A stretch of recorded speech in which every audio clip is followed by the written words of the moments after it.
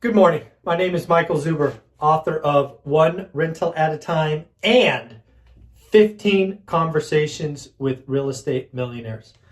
Something I wanted to talk to you about today are some scary statistics that I'm sure all of you have heard. Something like 76% of adults can't handle a $500 emergency. Something like 60+% of us are living paycheck to paycheck.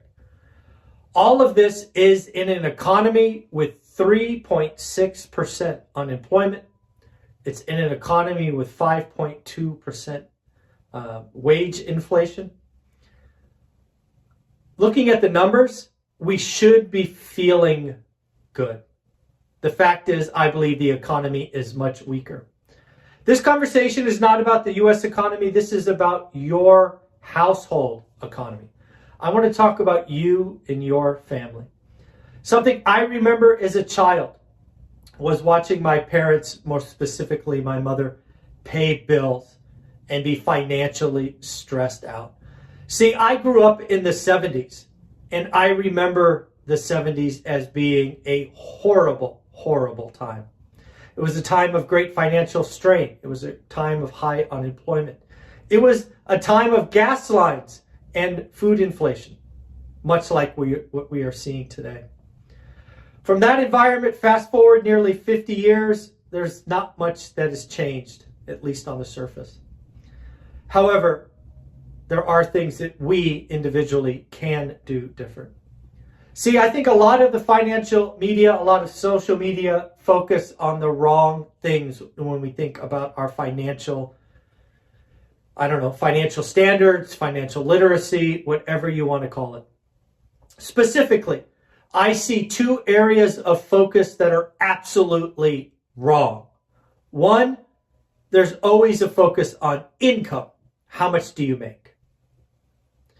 Folks, I will admit, the first 30 years of my life, the first 10 years of really my adult life, I fell into this trap. I always wanted to make more money. All I was doing was running harder and harder and harder in the rat race, and I didn't even know it, and I'm embarrassed to admit it. On top of that, lots of you talk about net worth. Net worth is another statistic that is nearly meaningless and becomes even more meaningless in a downturn, a recession, a bear market. A lot of us value our cars, this, that, the other thing. They really have very little value in a down market.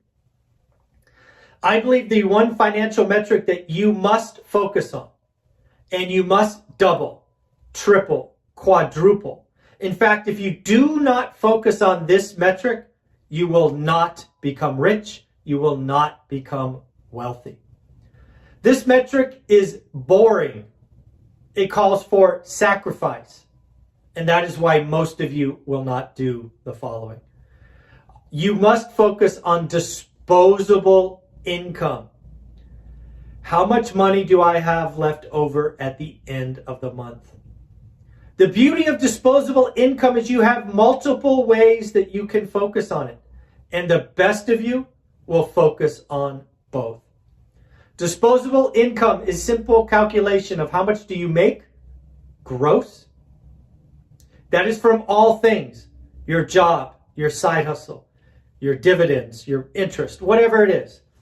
That top line number minus taxes, 401k contributions, insurance, rent, car payments, gas, entertainment, food, etc., etc., etc. What is embarrassing is most of you don't even know your disposable income number. That needs to change today. You need to go back and figure out what your disposable income is. If you do not know what your disposable income is by the week or the month, you cannot improve it. If you want to measure it, if you want to improve, you must measure. What is your baseline? What is your disposable income? For most of you, if you take the time to calculate it, you are going to be embarrassed. First, many of you, too many of you, will be negative. If you have a negative disposable income, it means you are living off credit. that will set you up for bad things in the future. For many of you, your disposable income is a fraction of your gross income. Is it 5? Is it 10%? This is a problem.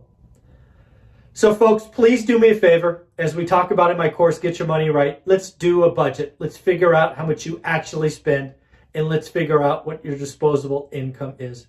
I call these freedom dollars. Freedom dollars are important because they're the only dollars in your budget that you can light on fire and it doesn't impact your life. By focusing on freedom or your disposable income, you could actually start improving your financial future. You should have an emergency. You should have an emergency fund. 6 months, fine, as Dave Ramsey says. But then we must start saving to buy assets that produce cash flow that starts to build with the income snowball. If you want to increase your disposable income, again, great news. You could do it 2 ways, and I suggest you do both ways. 1, increase revenue, or what somebody may call income or top line or gross income. Ask for a raise, change jobs, create a brand new side hustle. There has never been a better time to monetize your passion, your hobbies. Do it, and do it now. There has never been a better time with 3.6% unemployment to get a raise or change jobs and get an even bigger raise. However, the best of you will not only focus on income, you will also focus on lowering expenses. This was huge. If you have read our first book, One Rental at a Time, you will know we went from spending 100% of our income to eventually, multiple years later, spending 50%. When you can spend 50% of your net income and you have 50% disposable, that allows you to save for the next down payment much, much, much faster.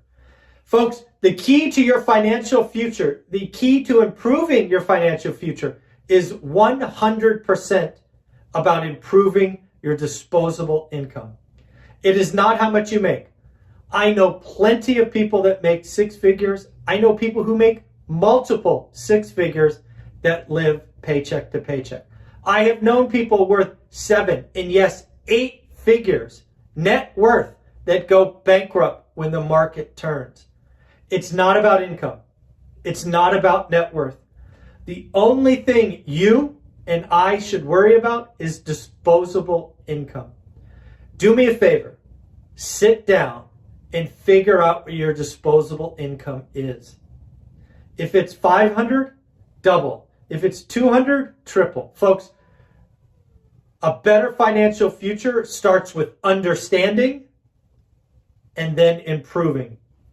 If you can improve your disposable income by 2, 3, 4, or heaven forbid, 10x, you are on a path to financial freedom. Disposable income becomes investable assets. Without disposable income, you're stuck. You are a car in the mud that can go nowhere. Don't do it. In order to get on the financial freedom bandwagon or climb the path or whatever you want to call it, get out of the rat race, you must know your disposable income and you must improve your disposable income.